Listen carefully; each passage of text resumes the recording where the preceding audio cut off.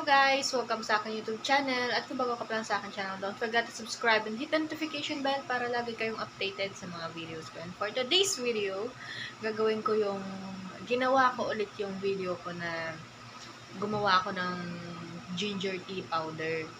So, medyo mahaba na yung video ko ngayon kasi yung mga dati kong video, since bago pa lang ako nag-YouTube noon, maiksi pa lang siya. So, medyo gaano hindi naiintindihan. Trinay kong ulitin yung video ko pero mas mahaba na. So guys, para rin itong yung ginawa kong video ng chili garlic oil na madali lang gawin. So, ito naman, ginger tea powder. So, panoorin nyo to guys. Kailangan nyo lang luya at saka asukal. Yun lamang. So, ito siya guys.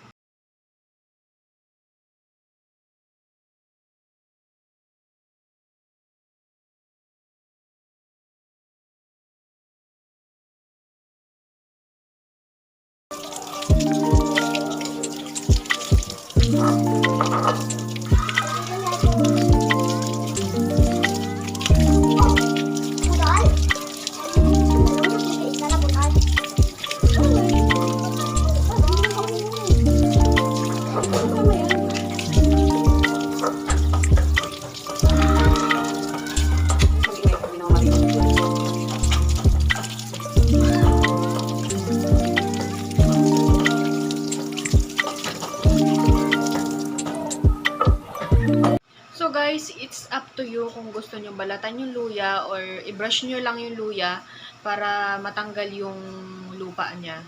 Linisan nyo lang na mabuti. Tapos after that, i-yadyadin nyo na.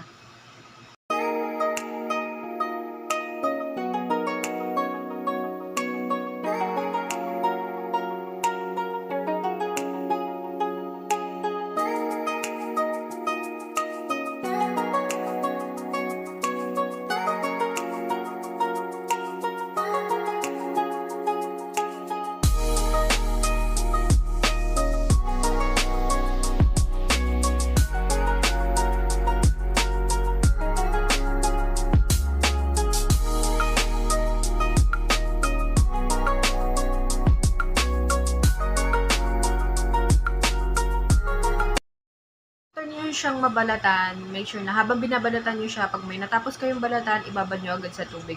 Mas maganda siya na nakababad sa tubig para mas malambot siyang yadyadin.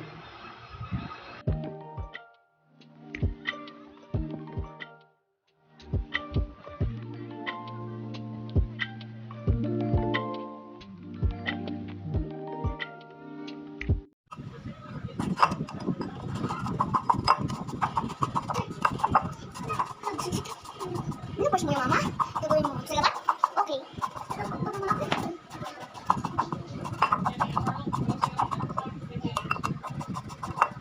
Kapag natapos nyo nang mayadyad lahat ng luya, pipigain nyo lamang siya guys. Hindi, ang ginagamit lamang sa paggawa ng ginger tea powder ay yung kanyang katas.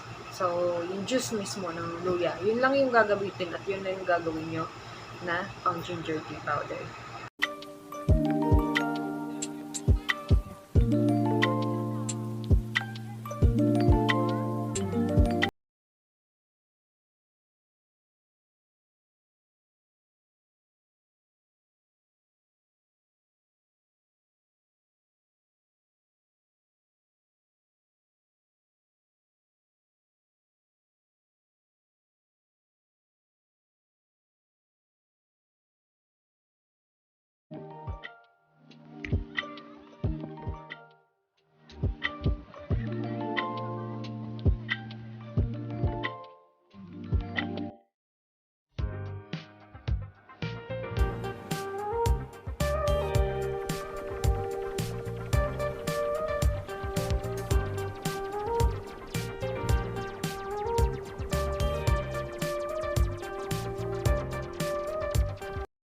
Guys, after nga palang mapigaan nyo siya ng isang piga, mag-add kayo ng kung gusto nyo lang naman. Kasi ako, ang ginagawa ko, nag-add ako, diba, napiga ko na siya, tapos nilalagyan ko ulit siya ng hot water na konti lang, para kahit papano yung ibang lasa ng luya, makuha pa. And then, ina-add ko yun. So, para ka lang naggagata ng nyog na may pangunang gata at may pangalawang gata. Parang ganun siya, guys. So, ito siya.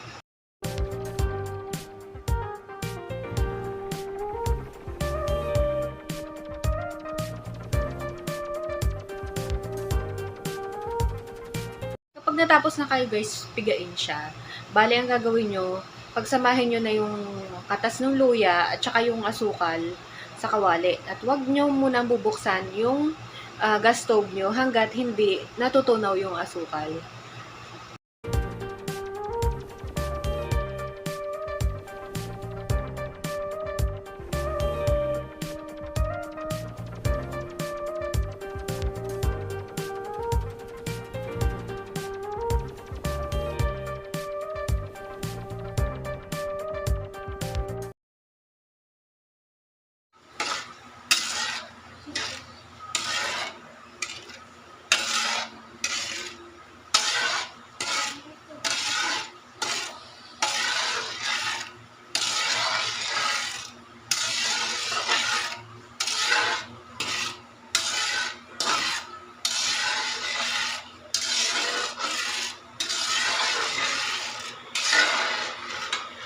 Pag natapos na kayo at kapag natunaw na yung asukal, pwede nyo buksan yung apoy nyo ng medium heat lang.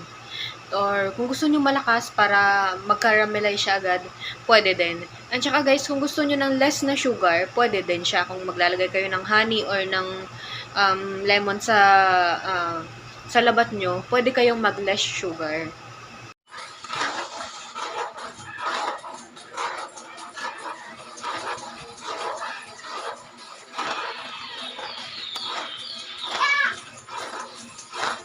Continuous stirring lang tayo, guys. Continuous stirring lang.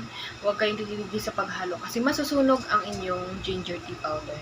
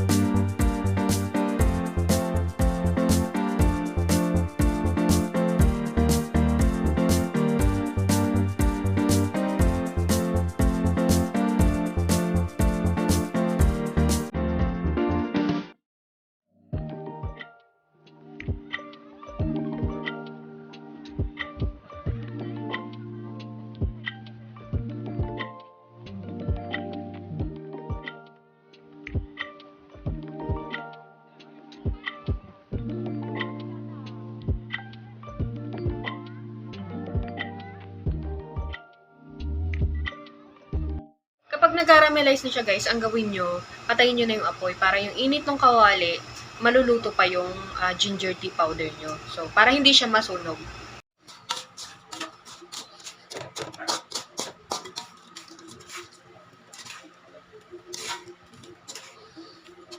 At saka guys, normal lang siya na merong buo-buo. Ang gawin nyo na lang, salain nyo para kung gusto nyo yung pino lang yung ilalagay ninyo doon sa, or titimplahin nyo, okay lang din. Pero mas masarap din kapag may buo-buo siya guys. Mas matamis nga lang yun pag tinimpla nyo.